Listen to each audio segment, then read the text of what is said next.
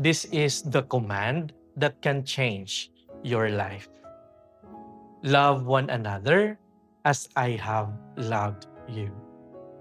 Not the way the world loves, but the way Jesus loves. He loves without conditions. He loves even when he is rejected. He loves and he stays.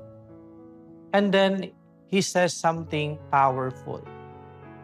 There is no greater love than this, to lay down one's life for one's friends. That means love is not just words. Love is sacrifice. Love is choosing to forgive even when it hurts.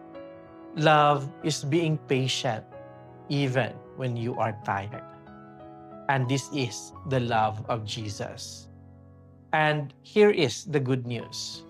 You do not have to be perfect to love like this. You only need to remain in His love. So today, stay close to Him. Let His love fill your heart. And little by little, you will love like Him because you are chosen and you are deeply loved. Amen.